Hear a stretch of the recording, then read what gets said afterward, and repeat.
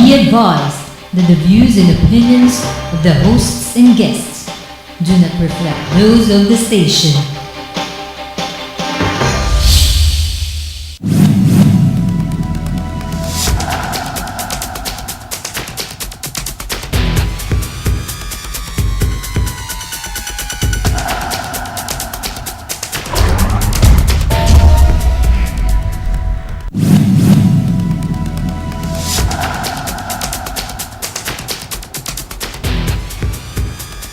Good evening, Philippines. It's Wednesday, August 7, 2013. Welcome to General Assignment, now on its second season. On the show this evening is Mr. Rick Pinca, Executive Director of the Philippine Association of Flour Millers. Also with us, Mr. Ernesto Chua, Chairman of the Philippine Turkish Business Council. We're going to talk about the flour wars. Not flour, but the arena wars. This has become a very controversial issue, and I think it takes a network like GNN to bring these two gentlemen together, who are otherwise in opposing sides of the Turkish flour issue. But I understand deep within, they're friends naman pala. Mr. Pinca, Mr. Chua, welcome to General Assignment. It's our pleasure. Thank you. Okay. As I understand, ngayon lang nagkasama itong dalawang maginoong kalalakihan at ito sa isang palatuntunan, sa isang talk show. Okay, let's start off with you, Mr. Pinca, Boss Rick. Bakit ba ganoon na lang ang pag-oppose ng Philippine Association of Flour Millers, otherwise yung local flour millers, dito sa pagpasok ng arena na galing sa Turkey? Let me correct the statement there. Okay. We are not opposed to the entry of Turkish flour. Okay? What we are opposing is the entry of dump flour, Turkish flour, at dumping rates, at dumping prices to the Philippines. Because Kahit na sa, okay. alam mo, wini-welcome namin ang competition. There are flours from Australia, merong harina galing sa Indonesia, sa Vietnam, Thailand, and India, coming to Manila. Nagbebenta rin sila dito.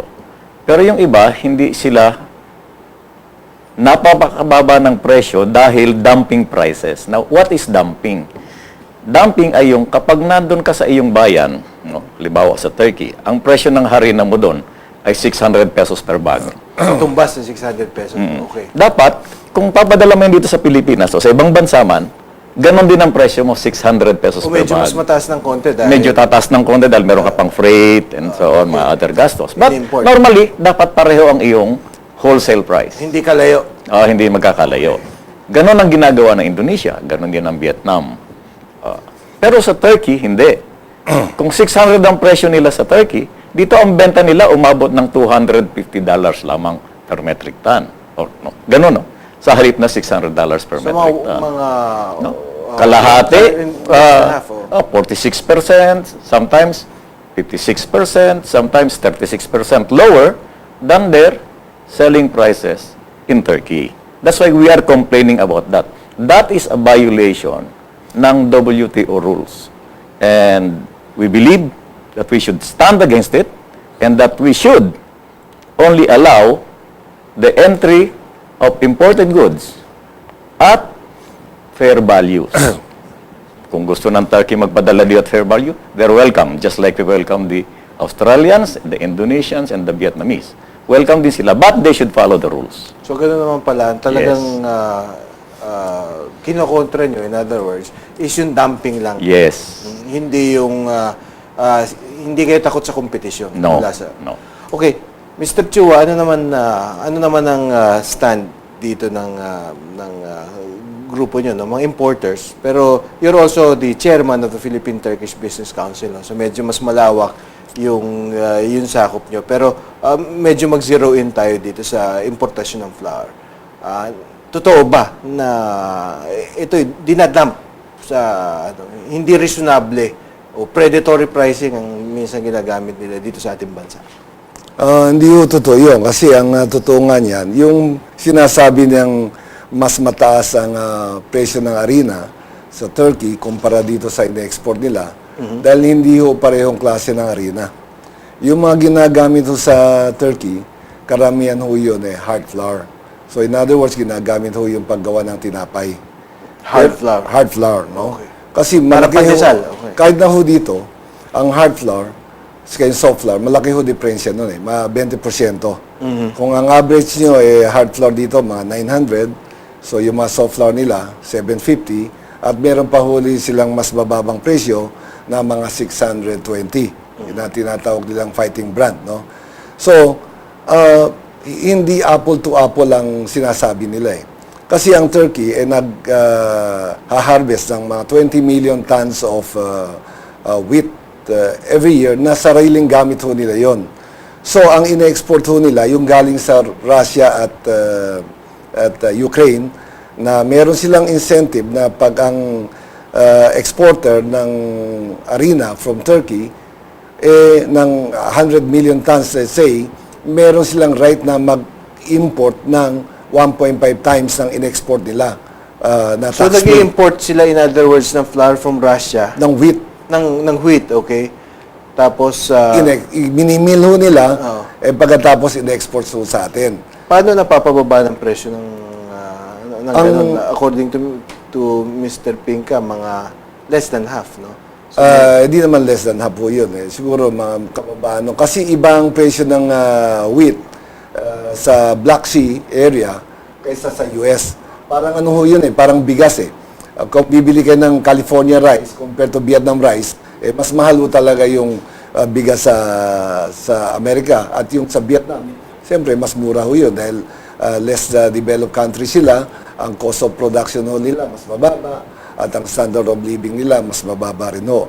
So, itong style nito, parang dati yung nag-encourage tayo ng export ng garment So, itong mga manufacturer ng garment, inaalaw tayo ng gobyerno na mag-import ng tela. So, yung telang, tax-free ho yun pag ginawa nilang pag-export ng garment. Ganun ho din ang konsepto ng Turkey na pwede kayo mag-export at ng harina. so, in other words, sinasabi niyo yung costs ng pag-mill sa Turkey, mas mababa. Yung buong production cost nila, mas mura kaysa dito sa Pilipinas. So, siguro because of economies of scale or something? Mas mura dahil unang-una ho yung trigo mababa. So, yung raw material mababa. Mababa ho. Pagkatapos, ang maganda ron, yung itong trigo, Okay. pag 75, ang extraction normally 75% pagkatapos yung iba naman, madarak na ho yun Okay. So, ang presyo ng darak doon, maganda rin sa Turkey. Ginagamit ho sa livestock Mga piggery, mga poultry. So, maganda ho ang presyo. Pagkatapos, ang maganda ron, marami silang import na container na walang laman paglabas papuntang Asia. So, nakukuha ho nila ng mura. Pero it's interesting, Mr. Chua, na nabanggit niyo yung local textile industry dahil kung kakausapin mo naman sila Mr. Lunago ng TexPop na Textile Producers Association of the Philippines, sabihin nila, nasa comatose na raw yung industriya nila dahil binagyo naman tayo ng textiles galing daw sa mainland China naman. So, I guess it's becoming a problem of competing with countries that are more developed than us, no? So, bato ko naman para fair yung tanong kay Rick, lalang, kay Rick. Boss Rick. Narinig niyo sinasabi na yung tama. cost nila iba nga naman, Yun. which sort of makes sense, di ba? Yeah. Mura yung raw material Yeah. mo, baka mas mura din electricity nila. Pero what ang essential na maganda sa sinabi ni Ernie is that sinasabi niya na mataas talaga ang presyo ng local flour in Turkey because they're selling higher quality. Okay. Higher quality flour. So, And murahin yung dito. binibenta nila dito yung mas mura daw sa atin. Which is, sabi lang sa kanilang statement ay, angkop sa pangailangan ng Pilipinas. That in itself is an admission that there is dumping. You know why? They admit that the prices domestically in Turkey is higher than their export prices here. That is what we are saying. that is dumping because that in WTO rules constitute dumping per se. Pero hindi ba maraming produkto, sir? May tinatawag na Class A, Class B, Class C. Ganun sa China, no? Yeah. Meron So, kasi meron ding hard flour, meron ding soft flour. So, meron ding binibenta ritong hard flour at meron ding soft flour. In both cases, mas mataas ang presyo nun sa Turkey kaysa sa Pilipinas. So, we say, and we thank them for stating this in their press statements, that prices in Turkey are higher than the materials that they send to Manila because they say they have better quality there and they sell lower quality here. Now, WTO does not distinguish between higher quality or lower quality. It just says flour to flour, milling wheat to milling wheat, food flour to food flour. Ganun lang ang classification eh. Pareho ng tariff heading. Yun ang doon pinag-uusapan. Hindi whether you are higher quality or lower quality. So, pero ang tanong dyan, how does it become possible for you to... And what is the incentive of dumping, no? Dahil kasi yung issue naman ng dumping, this is not a new thing. Dahil minsan yung dumping, kung titingnan natin yung kasaysayan, ginagamit lang as a means to penetrate a certain market, to destroy the established industries in a certain country, then to Yes. come back expensive. Yung Come back sinabi niya eh. expensive. Oo. Pero napag itong alleged dumping na to, this has been supposedly going on for several years. Yes. Alam nyo, matagal na ako kumukover din sa inyo sa PAFMIL at hindi na bagong issue to. So ano ang upside nito sa tingin nyo? Mamaya tatanungin din natin kay Boss Ernie, pero sa inyo, ano sa tingin nyo ang upside nito para dun sa mga importers ng Turkish flour? Sa importers ng Turkish flour, the upside, they can sell, they can bring in the raw materials of their flour, imported flour, tulad ni Ernie, to Manila, at low prices dahil mura ang benta ng Turkey. So, he can sell at prices lower than local flour. Therefore, he will be very, very competitive. That is why his prices are 200 pesos lower than local prices, than local flour. So, hindi magkakaganon yan dapat eh. Kung tama ang pricing, like the Indonesian variety, they're what? 50 pesos to 100 pesos. Pero he will not sell below his cost naman. He will not sell below his cost because he is not selling it below his cost. It's the Turkish guys that are selling below their cost. So, for it to be dumping, that's one condition that has to be satisfied. Yes. Someone must be selling below cost. Yes. No? Otherwise, kung sabihin mo marginal profit, it's still profit. Still profit, oo. So, Kasi nga, mas mataas ang what presyo could dun. be this incentive of the Turkish? Ano ang long-term Yun nga eh, plan nila? you can import more wheat, twice the amount if you can export more wheat. So, meron kang incentive to export more. And the government will allow you to import more for local sales at na mas mataas ang presyo. So in other words, pag may papakita nila dun sa kanilang suppliers na malaki yung export market nila, they can import the raw material at favorable prices. Yes. Duty free. Alam mo ang duty sa Turkey for raw material nila, wheat, 130% duty. So isipin mo 'yun, no? Hindi ka magbabayad ng 130% duty basta makapag-export ka lang. Reaction nyo, sir?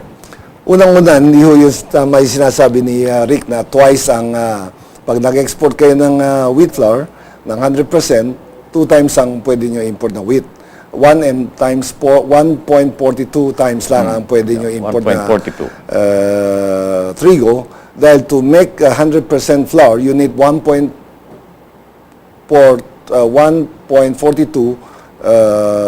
kilo of wheat para ma-produce mo yung 100% na wheat flour. So ngayon, ang totoo nito, talagang ang flour, kahit na anong bagay, maraming klase. Parang bigas yan eh. Maraming klase rin bigas. Hindi natin, dito lang sa atin eh. So hindi mo pwede, sa bigas, hindi mo pwede i-compare yung wagwag dun sa dinurado. Natural, Okay. yeah. O dun Okay. sa jasmine, okay. Pinagpipilit ni Rick na iparehas eh, na hindi naman totoo. Okay, if you want to take part in our discussions, you can text your questions or reactions to mobile phone number 0915-209-6012. That's 0915-209-6012. Kindly text at least your first name and where you're from so we can gauge our reach. Very interesting topic for you this evening. General Assignment will be right back after a few reminders. Don't go away.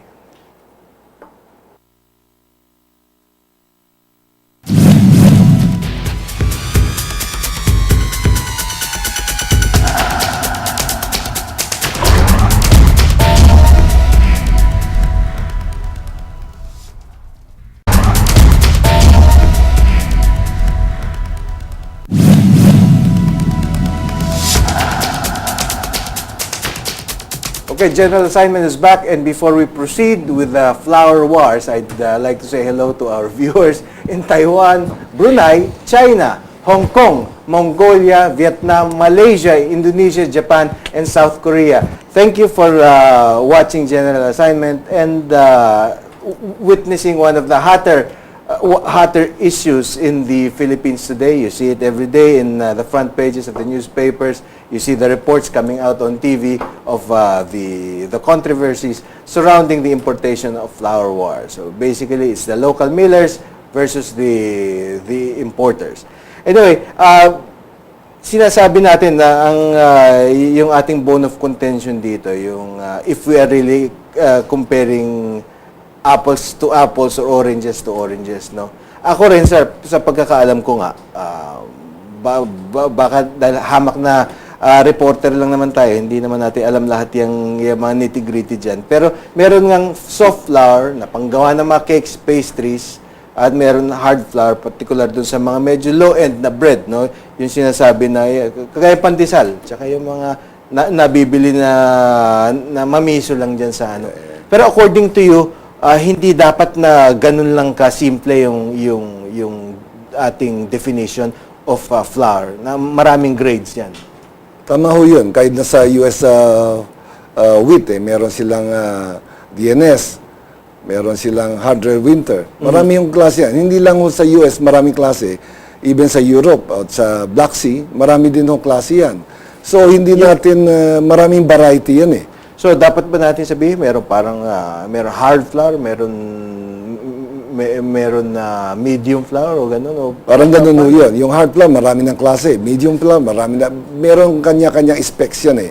Ito ang basehan ho nito, yung protein, yung gluten. O yun, yung sa, yung sustansya. Yung sa, let's say, hard flour, normally, yung ginagamit natin dito, 13.5% ang protein. Meron pang enriched, di ba? Yung parang fortification ng fortification, vitamin A and iron. Lahat naman yan. Yan o, required ng FDA. Ayun naman pala, Boss Rick, paano ba yan? Marami daw grades. Yeah.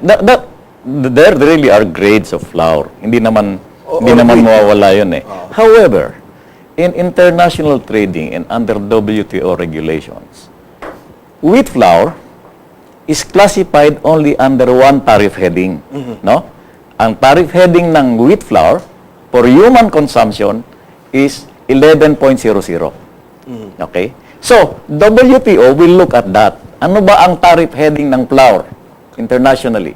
It says that 11.00 sa Turkey, 11.00 to the Philippines. Kasi international na yan eh. Tawag yan international harmonized system.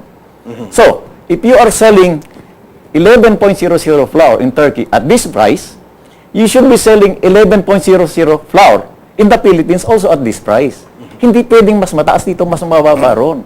Kasi isa lang ang tariff heading yan. That is how international trading works. Okay. Sige, sir. Hindi ho totoo yun. Dahil kung ganon, ang custom dapat, isa na lang presyo ng nagpaparating ng trigo o nagpaparating ng harina. Dahil even sa custom, ang dami din ng presyo ng trigo sa harina eh. Kanya-kanya presyo yun eh. Sa custom. Pag nagpaparating kayo, whatever item, ang dami hong category eh. Kahit sasabi ko, maraming ang category dyan sa customs. Alam ko, meron kay examiner, meron kay director. Iba yun, ibang category yan. Ibang category yan. Pero parang, Mr. Hill, parang kotse rin yan eh. Hindi mo sasabing ang Mercedes-Benz, kay Toyota. I-compare mo. Hindi naman gano'n. Ang daming klase niyan eh. So, let's face it, talagang bawat item, bawat product, ang daming klase So- niyan. so hindi mo pwedeng, Hindi pwedeng sabihin Mercedes ka Toyota Ganito isang yan. presyo nyo. Pero just to diffuse the tension a bit, hindi ba, ang pagkakaintindi ko kasi na although meron obvious friction dun sa mga asosasyon na, hindi sa inyo personally, kundi sa mga asosasyon na kinakatawan nyo, di ba iba naman yung merkado nyo? In other words, yung mga bigger bakeries, tama ba yun?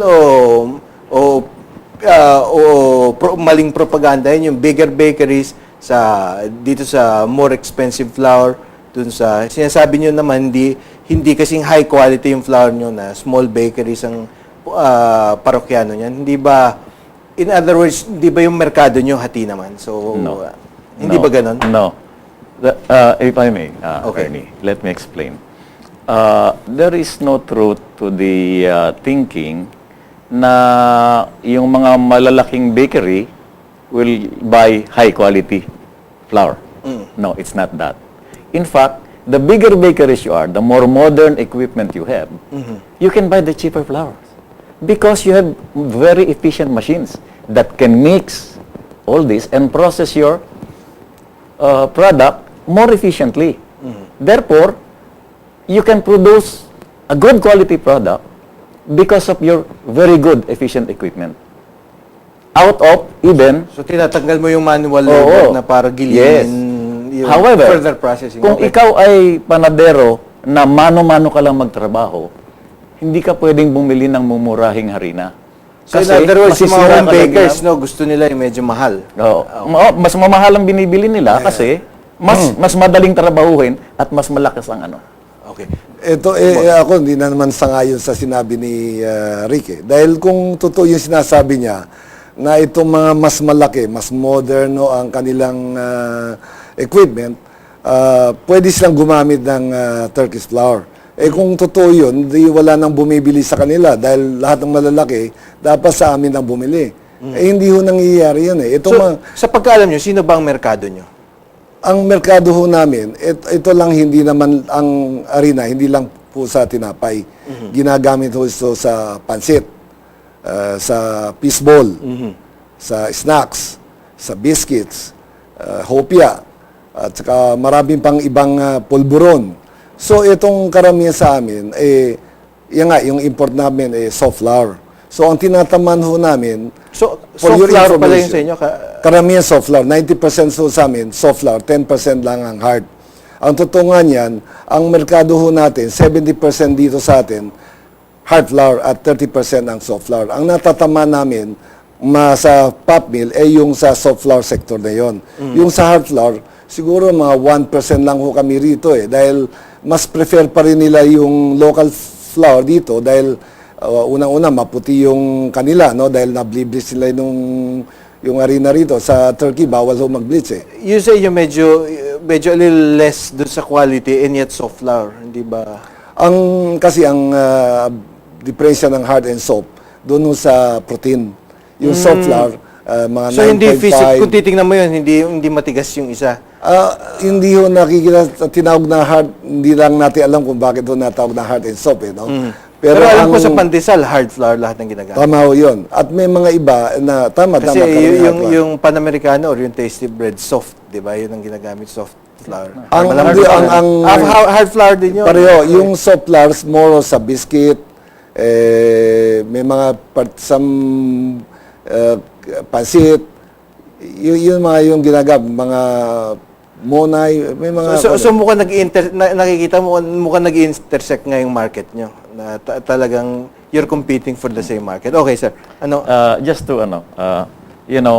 there is hard flour, there is soft flour. Hard flour is flour that would have protein level from 12% to about 14%. Protein level ang pinag-uusapan dyan. Soft flour will be 11% down to about 8%.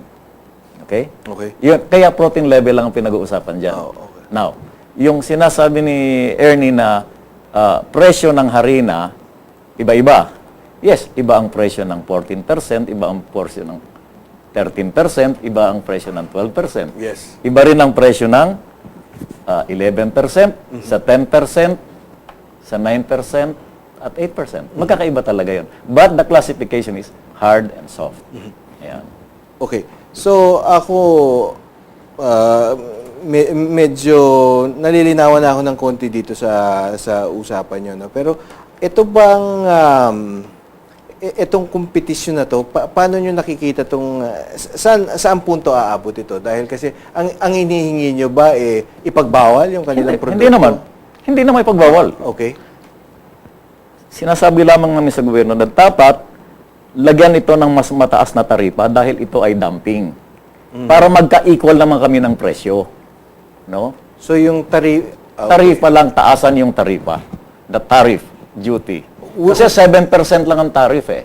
We are saying dapat yan mas mataas dyan. Anong tariff na 20? Sabi ng gobyerno, they're looking at 20%. So, ano masasabi niyo to, sir? Kung, do you think that the government will raise it to 20% or Palagay ko naman na kung ang concern nila ay yung mga prices of basic goods, commodities, ay yung mga mamimiling Pilipino, dapat hindi ho nila taasan at dapat nga babaan pa nga nila eh. Kasi para maengganyo yung mga importer na magparating pa ng mas marami. Sa ngayon mga 9% lang ho itong imported flour eh. 91% o 90% puro local pa rin. At ang mga miller, may nakalagay ho doon sa anti-dumping law pag merong injury sa local industries. Ang report ho itong mga miller, karamihan ho sa kanila, itong first quarter ng 2013, lumaki pa ho kita nila kumpara sa nung nakarang taon. At itong mga nakarang ilang taon, talagang hindi naman sila nalulugi. So, ibig sabihin, hindi naman sila natitinag pala? Hindi naman ho. Okay. Ngayon, ang dapat isipin din natin na medyo ang mahirap ang kabuhayan ho ngayon, mataas ang marang commodities, pamasahe. So, total naman, kumikita naman kayo, di huwag nyo nang pigilan kasi in spite of the 9% Turkish flour, hindi naman kayo naapektuhan eh. Malaki pa rin ang kita nyo eh. So, tatanong ko sa inyo, kung huwag sabihin na 20% yung taripa, doblehin lang natin. Kunyari, may ginawang 14% yung taripa sa inyo. Sa tingin nyo ba, magre-rehistro to ng impact sa presyo ng basic commodities? Unang-una, sa ngayon ho, itong mga miller, meron tinatawag silang fighting brand na tinatapatan ho nila ang presyo ng Turkish flour. Actually, may mga ibang presyo pa nga ho nila.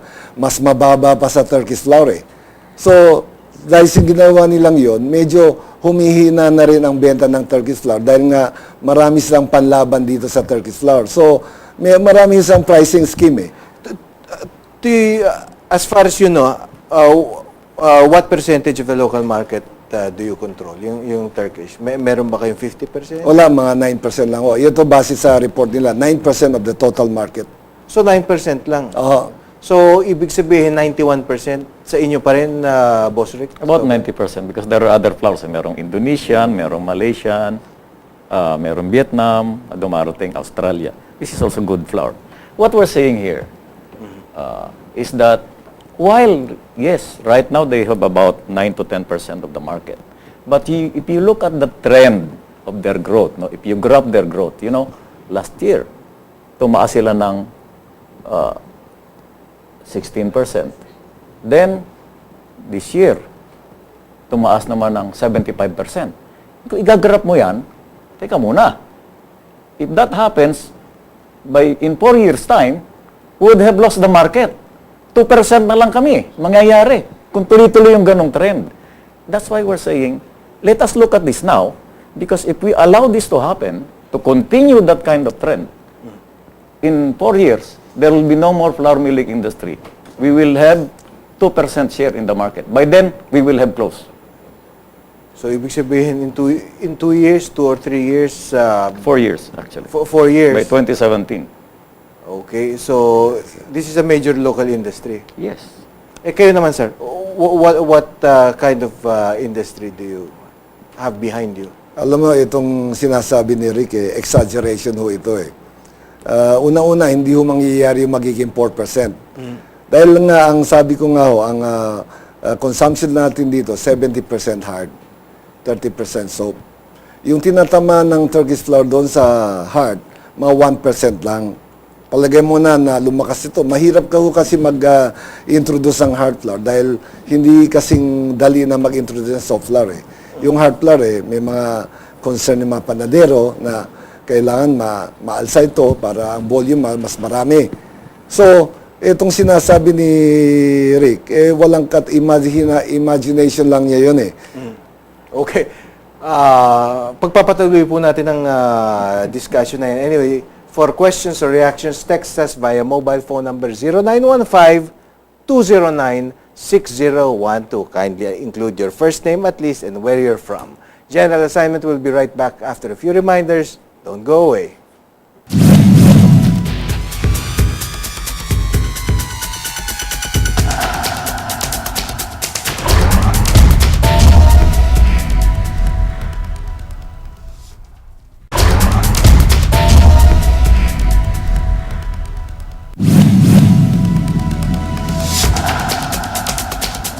Hanggang ano oras ba tayo para? Okay, General Assignment is back, and we're still talking about the Turkish flower issue, which is one of the raging business issues nowadays, and we have representatives or the go-to people from the two opposing sides, the local millers and the importers, who are struggling to shed light on this very controversial issue. And I think that we're getting somewhere because whereas before people held press conferences here and another press conference there. Now at least we're talking, and hopefully this will end with some sort of a mutually acceptable solution. Anyway, gentlemen, medyo aasarin ko kayo ng konti. Magde-devil's advocate tayo. Tatanungin ko kayo ng mga katanungan na palagay ko hindi nyo magugustuhan, pero nasa isip ng tao, kaya mabuting manggaling na sa isang kaibigan. Okay, unang-una, Boss Rick, tatanong ko sa inyo, meron nagsasabi na itong pag-oppose nyo dito sa Turkish flower, parang this is the local milling giants, mga malaking local companies, being protectionist to the local industry. Ibig sabihin, ayaw nyong makipagkompetisyon in general. So, anong kasagutan mo dun sa? Alam mo, if there is a protectionist country in this world, it is Turkey. Mm-hmm. Why? Dahil sa kanilang flour industry, ang import duty on wheat sa trigo is 130%.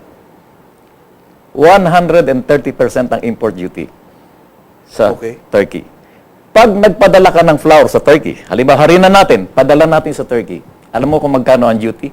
102%. 102.6% to be exact. Now, so, hindi mo mape-penetrate talaga? Hindi ka talaga makakapasok dahil doble ang presyo ng iyong produkto. What we're saying, dito sa atin, 20% lang pinag-iisipan ng gobyerno, nagrereklamo na sila. Sino ang protectionist? Okay. Diba? Ang linaw-linaw nung ano eh. So in other words, there's no way that your products can enter. No way.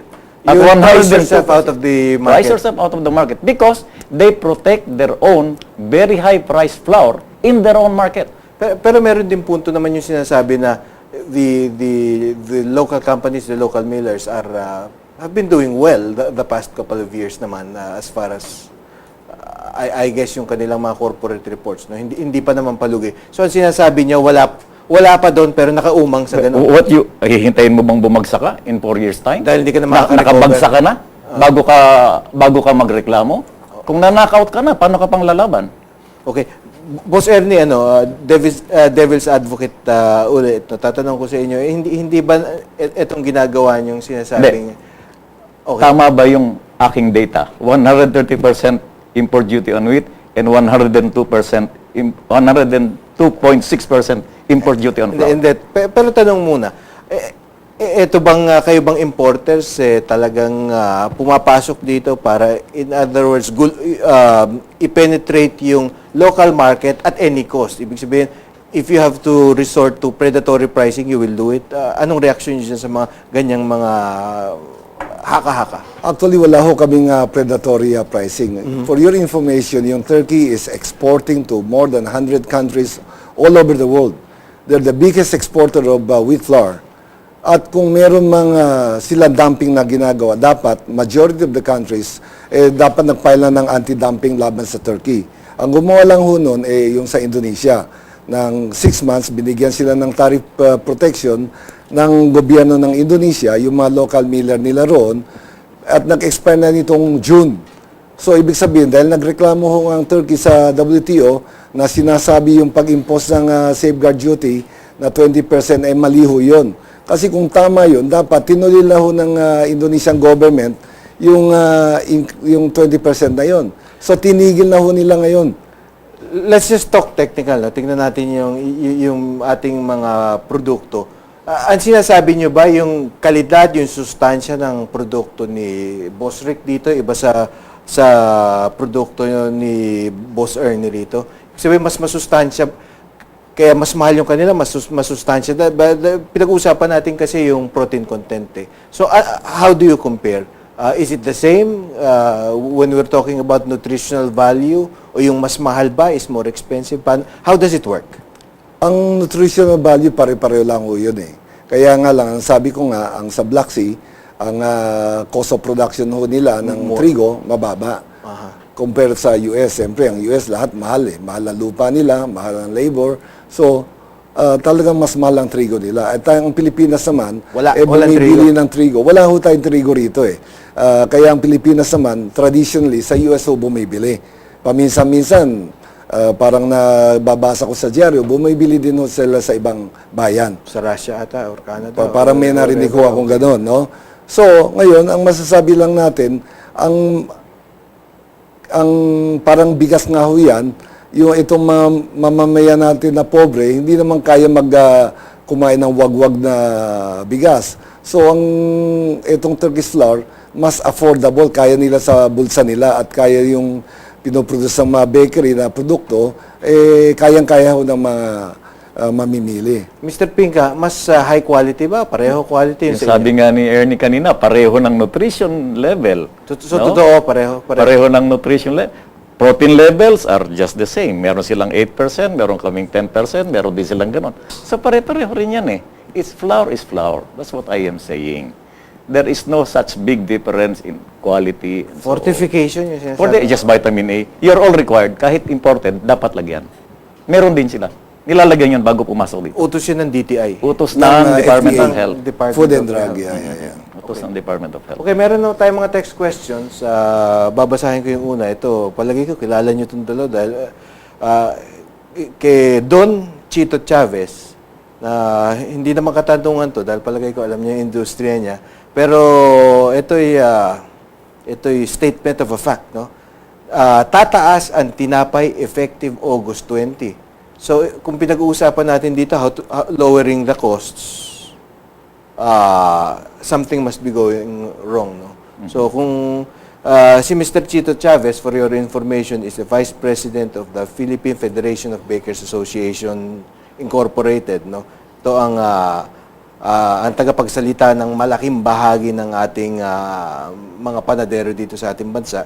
So, sa tingin niyo, bakit tataas ang tinapay according to Mr. Chito Chavez? Sila ang dapat magpaliwanag kasi hindi naman kami nagtataas ng presyo ng tinapay, sila eh. Hindi naman tumataas ang presyo ng harina. So, bumababa pa because of your competition? No? Well, there is so much competition. Prices are still on the same level. Yung presyo nila hindi nagbabago. Pero para sa isang katulad ko o katulad natin dito sa studio ng mga end users, mga taga-konsumo, consumers, hindi ba maganda lang yung inyong constructive competition? Maganda nga, that's what we're saying eh. If competition is fair, it is good. But if competition is unfair, it is bad. What do you Unfair competition is when you are dumping your product. Itong dumping, walang katotohanan ito. Talagang, kasi kung gano'n ang sasabihin natin, huwag na tayo mag-import ng Vietnam rice dahil mas mura ho ang bigas doon kaysa sa atin eh. So, ibig sabihin, talagang mura ang cost of production nila. Walang dumping ho yan. Kaya lang, itong kaibigan natin si Rick, gusto na nila 100% kanila. Pero ang maganda rito, kaya na palagay nyo, sabihin na natin, palagay nyo, kung assume, without admitting na, palagay mo may dumping, palagay mo ha. Pero alam mo, ngayon, ang mamimili, nabibigyan mo ng choice eh. No? Pagkatapos, mas maganda yung may competition para pagandahan ng presyo para affordable sa mga mamimili. Ito, babasahin ko na yung mga text questions dito. Ito magugustuhan nyo. This is from Diane from San Juan City. Why is puff mill so scared and threatened by the importation of flour, especially Turkish flour, when this is healthy competition and can bring down bread prices? Apparently not, no? Which can benefit consumers. Puff mill just wants to earn more and monopolize the market, and I agree with Mr. Chua that flour has many kinds, variety, and WTO regulations should consider this. Government should not increase tariff to encourage fair competition. Your answer, sir. We encourage fair competition nga eh. What we do not want to accept is unfair trade. Dumping is such. Now, sabihin ng mga importers, kahit ganyan yan, pabayaan na natin ang Turkish flour kasi mas mura eh. Nakakabili tayo ng mura, therefore nakikinabang yung mga mahihirap. Alam mo, pagka lahat sinabi natin, pagka basta mura bumili tayo, wag na tayo mag-manufacture ng kahit ano dito sa bayan natin. Bumili na lang tayo lahat sa China dahil lahat is cheaper in China. But what would that do to our industries? Kahit gaano kamura yan, makakabili ka ba niyan kung wala kang sweldo? Dahil wala ng factories. So, wala. Ilan ang mga, sa tingin mo, I'm sure meron kang data, yung mga manggagawa sa local flour industry. I'm not talking about the import side. There are 12 flour millers in the country. Let us estimate a little less than 1,000 each, or make it 10,000 for the entire 12. Those are the direct employees. And then you have the trucking, you have the contractuals, and so on. But we also use the same trucking companies. So, interrelated. Alam mo yung flour milling industry, highly mechanized ho yan eh. Actually, yung mga direct labor nila, I believe in the whole industry, wala pang 3,000. So, ngayon, ang gobyerno, mamimili ho yan. Gusto niya bang, let's say, alin ang gusto niyong tulungan? Yung 12 mills na kumikita naman, o pag nawala yung Turkish flour, libo-libong, daan-daan libong tao na magsasara dahil nga itong Turkish flour nakapagbigay dito sa mga SME ng opportunity na makapagbenta ng mababang presyong produkto sa mga ordinaryong tao. Dahil itong mga maliliit na kumpanya, normally, labor-intensive yan eh. So, fact ba or fiction na ang naglalaban dito, yung the big guy and the small guy, yung parang David and Goliath, yung Turkish flour represents the small bakery na nagbibigay ng tinapay sa mahirap, habang yung or is this a spin? It's a spin. Both of you, just to be fair. It's a spin. In fact, that is the very statement that the Turkish importers and the exporters, are coming out tomorrow in tomorrow's papers. That this is a battle between big companies in the Philippines and the small entrepreneurs. That's what they're trying to do. They're making each one of us, Filipinos, fight each other while they watch. No? Sinasabi nila, away lang yan ng malalaki versus maliliit, which is not true. And that we should stand against. Because that is not true. The flour millers locally are fighting the unfair trade practice of Turkish flour millers and Turkish flour exporters.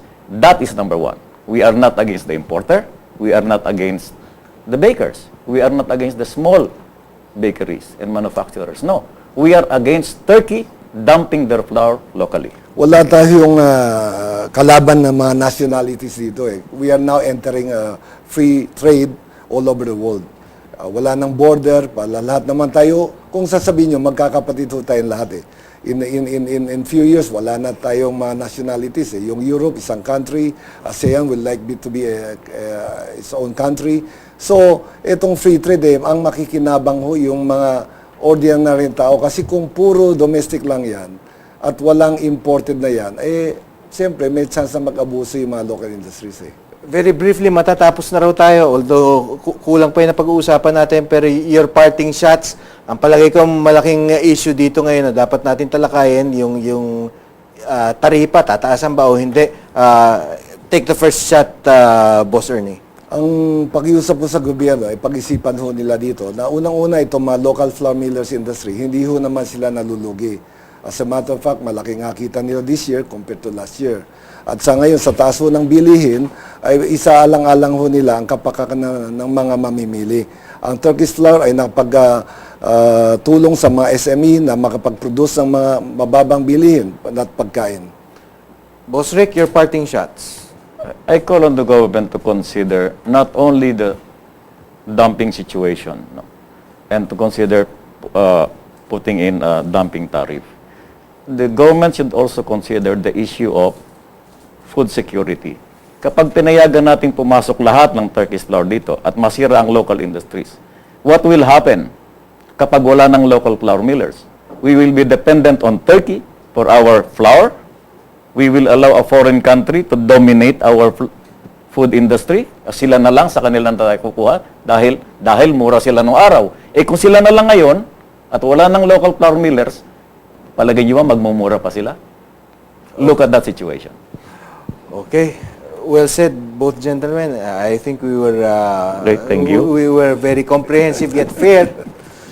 On that note, we hope tonight's show gave you a clearer picture of the flour wars, this very controversial issue. I hope we all know or have become a little bit enlightened, and so we will know what position to take as consumers. Dahil kasi yung ating opinion bilang consumers, mahalaga rin. So if you want to learn more about us, our website is www.practicalbusiness.tv/general assignment. And please watch Practical Business here on GNN every Thursday, 11 a.m. That's bukas ng umaga po, 11 a.m. Join us again next Wednesday night, 8 p.m. here on General Assignment. I'm your host, Miguel Hill.